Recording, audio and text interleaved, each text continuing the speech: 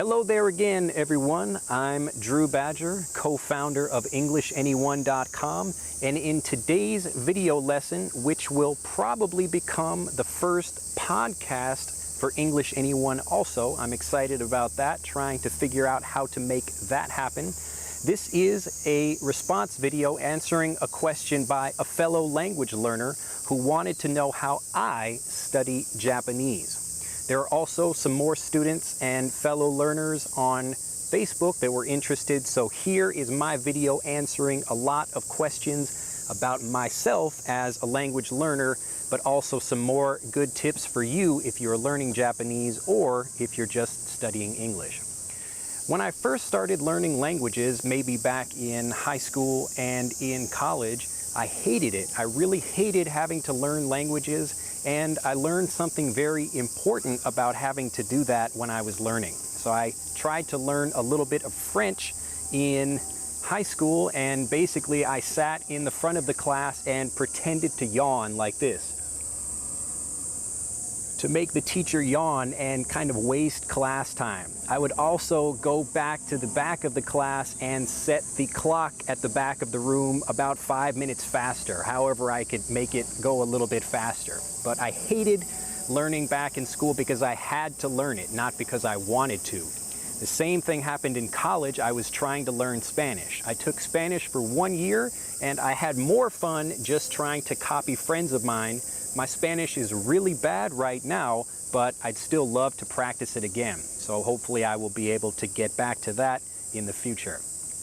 But the important thing that I discovered about learning languages is that you have to have a really strong motivation. If you are trying to learn a language, or if you are a parent or teacher trying to get your own students to learn the language, it's really difficult if they don't have their own motivation. So one of the things I've discovered, and even not just as a language learner, but as a student of any kind, if you have a particular goal and that goal is strong enough, then it will help you kind of pull you to wherever it is you want to go. When I was younger, I was a horrible reader. I was very slow at reading, and I hated reading. But it wasn't until maybe I was a junior high school student that I actually got interested in some Eastern philosophy through some comic books. And it was something that I was really interested in learning about, but the only way I could get that information was through reading. I couldn't really ask lots of people around me because they didn't know. So the only thing I could do in order to reach that information was to ask through a book. I had to learn from the people teaching me in the book. But because I started reading more, I got more interested in the Eastern philosophy and other philosophy, and ended up studying that in college. And I really enjoyed now being able to read all kinds of different things. And I really enjoyed reading a lot more. As a tip for teachers, you'll notice that a lot of students, they say they like learning English or they don't like learning English. And really, they don't know whether they like it or not. They're just telling you whether or not the lesson is fun or it isn't.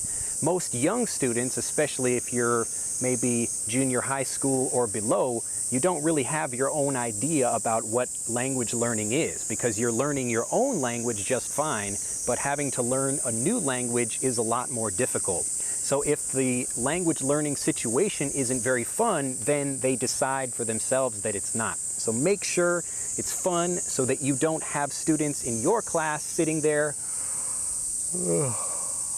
yawning. Did you yawn? I bet you yawned right there. Did I get you? All right. Anyway, well, let's continue. So about learning Japanese. I've been interested in Japanese culture for many, many years, and maybe it was from some of the movies I watched, but there is a Japanese garden in Chicago where I grew up, behind a museum on the south side of Chicago, and there I discovered a Japanese garden. It's called Osaka Garden. Now, it's not that nice of a garden, but the atmosphere was so different than any kind of Western garden I'd normally been to. And so I wanted to learn more about the language, and I couldn't find out so much from other people because I didn't really know anyone that knew a lot about Japanese. So from the little I got from movies, it got me interested in wanting to learn more about it.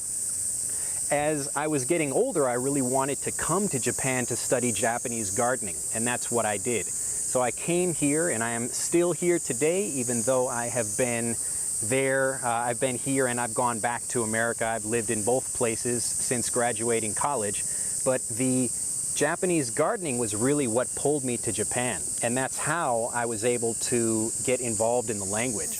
Motivation is really important, and I think maybe the second most important thing you need to have when learning a language is deciding what kind of language you want to speak. Really, if you make a specific goal about what kind of speaker you want to be, then the goal of becoming or reaching that fluent speaker or being able to pass that test becomes a lot easier to attain. A lot of students have a kind of vague goal about what they would like to do. Maybe speaking English would be fun, or obviously they could meet more people if they speak, but it's not so much about figuring out the kind of goal you want to get from the language. It's more the kind of speaker you want to be. Do you want to be someone that can speak fluently, or do you want to be someone that can pass a test? There are lots of different kinds of speakers you can become, but really you should be honest with yourself about what you want. If you just need to learn something fast to pass a test, then get a grammar book that has examples of the grammar that you will find in that test, and then study for that. But if you want to be a fluent speaker, then obviously you have to speak. This is something I've been working on because maybe I don't know as many kanji as I should, or I don't speak as politely as I should, but I didn't really want that. I didn't want those things yet. In the future, I'd love to have more time to practice and learn more kanji just because it's fun and interesting, and I can read more signs and figure out what I should eat or what I should not eat. But all of these things that I'm doing right now about learning Japanese is because I want to be a certain kind of speaker of Japanese. I want to have great conversations, and I'm able to do that for most topics and in most situations. I can meet new people, introduce myself, I can talk about education, I can talk about the weather, I can talk about sports, I can talk about ninjas or whatever. And all of these things are what I wanted to do. What you'll often hear from other people that are learning are, well, you should be studying this way, or you should be learning this kanji or that phrase or something like that. Don't listen to the shoulds. You decide what you need to learn, just like I decided that I needed to learn just this one thing or that one thing, and I created my own curriculum. So you need to create your own curriculum about learning so you can learn the language as best for you as you can.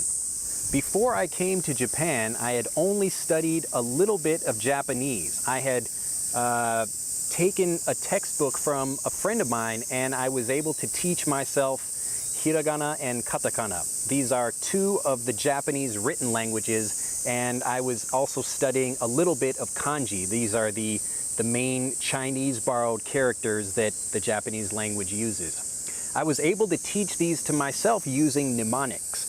And I highly recommend that anybody who is studying Japanese for the first time, because there is so much to learn for Japanese as far as learning to read and write the language, that you really want to take a holistic approach to learning. And if you can, I will talk just a little bit right now about how to learn as many kanji as you can very, very quickly and very, very easily. But it has to do with mnemonics. And this is something that I teach regularly to English students, and this is actually part of our Power Learning program. If you subscribe to our Power Learning program, which you can do right here on our YouTube channel, you can go to our channel and it has a subscription button for Power Learning and Power Teaching if you are a teacher, but you can subscribe for free right there, and you will start on our 7-day email video course, our brand new email video course. And one of the things that we teach in this video course is all about mnemonic learning. A mnemonic is how you can take something you already know and connect it with something new. Most of the time in school, if you are learning Japanese, you will see kakikukeko, darirurero, tachitsuteto, and you have these different letters just like you would learn the alphabet, but you repeat them over and over again. We call this rote learning. It's pretty boring and you're not going to get excited to study. And because it takes so long to learn, the distance from where you are now to the speaking ability you want in the future seems much farther away. But if you use mnemonics, it's instant learning. You can connect what you already know to what you want to learn really easily. So I did that using a mnemonic textbook that I had, which is what many foreigners do. A great book I recommend is Kanji Pict-O-Graphix. If you're a visual kind of learner and you like to look at pictures and try to figure out the kind of original pictogram that the Chinese characters are coming from, it's a really simple way to help your mind understand the picture. But the best book, in my opinion, is Heisig's Remembering the Kanji. If you are studying Japanese and you want a really excellent book that will help you learn all of the kanji that you need to learn in order to get by and be able to do really well on tests and understand lots of kanji together, Heisig's Remembering the Kanji is an excellent book. Both Kanji Pict-O-Graphix and Heisig's Remembering the Kanji, I link to them right below this video, so you can click on those to learn more about those books below this video. Heisig's book is so amazing because he takes the idea that you can't learn kanji the traditional way that it's taught here in Japanese schools. It doesn't help you to learn a few kanji that you can't use to understand a newspaper or anything like that. You don't want to take 12 years to learn the language. You want to learn everything as fast as possible. So what you want to do is change the way you think about learning so that you can learn everything together, even though it takes a little bit longer, but you can learn way more than if you were just studying for learning kanji in the typical way that Japanese students learn. So I've studied with Heisig's book. I really highly recommend it, and even though my kanji is not perfect, I've learned to understand so many kanji by connecting them with interesting stories. This is the same way I teach a lot of my private students, and also my book, Shabari Sensei's Alphabet. I've done the exact same thing. I've linked to that below this video as well. I've done the exact same thing for Japanese students that are learning the English alphabet. So as far as me learning to speak Japanese in my day-to-day, I watch quite a bit of television when I can. I'm spending a lot of time working on the computer and making more videos like this so that you can learn English and have some more fun listening to my pronunciation. But also, when I watch TV, I spend a lot of time listening to the commercials and trying to say them over and over again. I'll notice that I will hear the same sounds, and usually the first time I watch a commercial, I don't understand everything I hear. But because they come back over and over again, I get really excited to listen because I always understand a little bit more. So you want to look forward to something that you're studying, actually have fun, you anticipate wanting to learn more.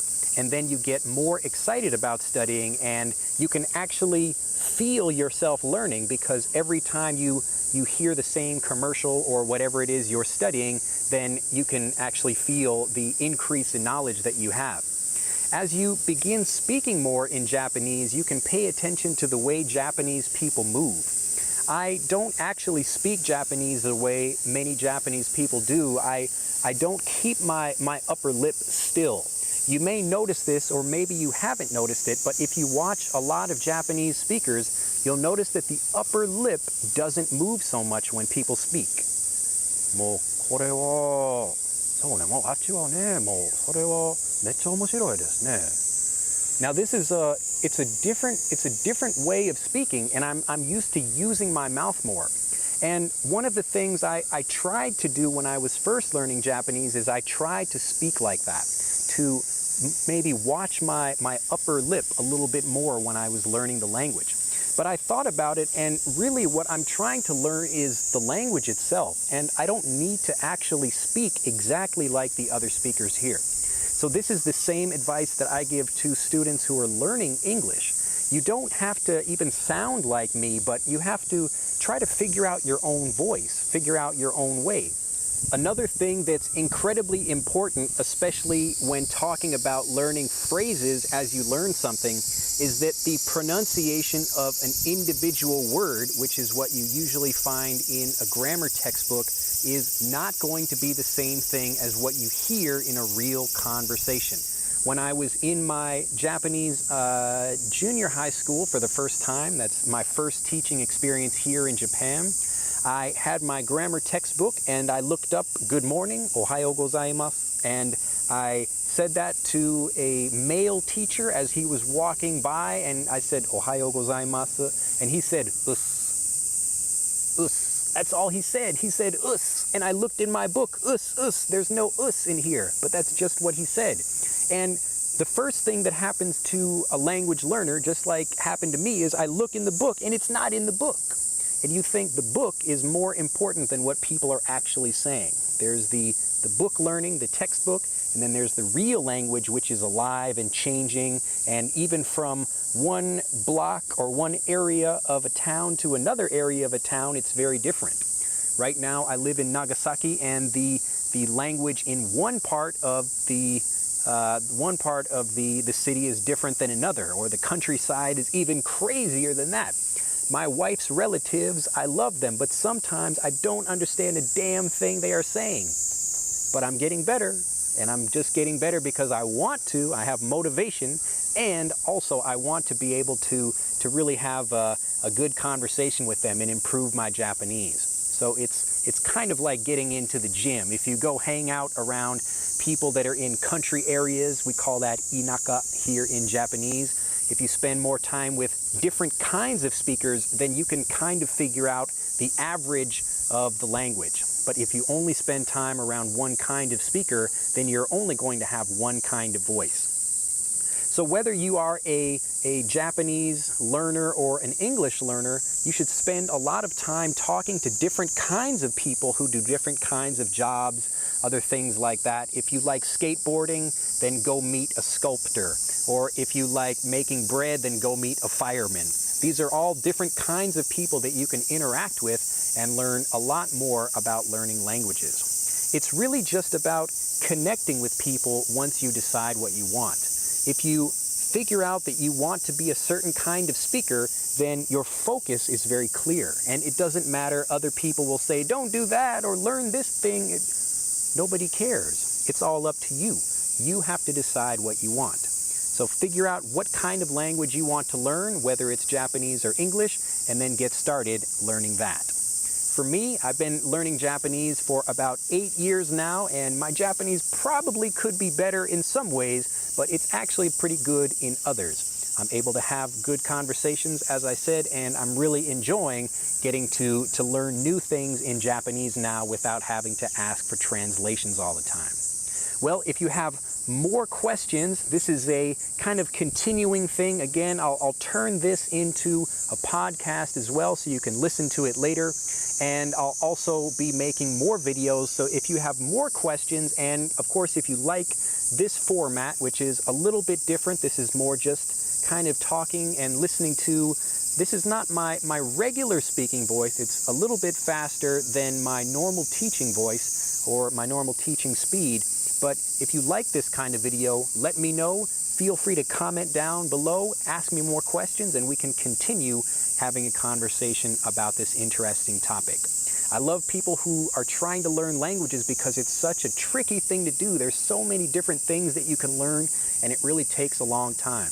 You will, as you learn more languages and you spend time learning, there will be times when you get frustrated because your language isn't perfect or you make mistakes, but know that it's okay. That's normal. You should be experiencing things like that, and there will be times when your language gets better and then worse and better and worse, but ultimately you are much better than you were when you just started. So have an excellent day. Mail me if you have any questions, or you can just comment down below.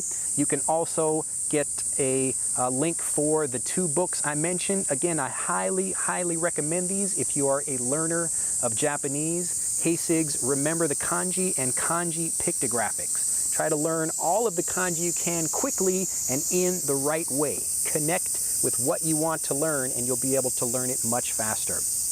You can get those down below, and also on our channel homepage, you can subscribe to Power Learning and Power Teaching, our brand new 7-day email video course. Have an excellent day, and we'll see you next time. Bye-bye. By the way, sorry if the cicadas were a little bit loud. I'm out in the park today. It's in the middle of July. The rainy season here in Japan is basically finished, and I'll show you a cicada right now so you can see what one looks like if you've never seen a cicada before.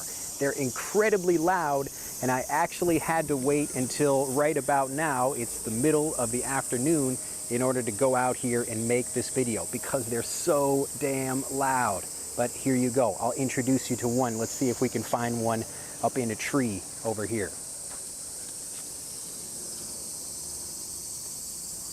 All right, we're gonna zoom in. Oh, there he goes. Look at that. Oh my goodness, this is a cicada. Now sometimes these things can actually get very big, if you can see it over here, but they make a lot of noise, Let's see if we can wake this guy up a little bit.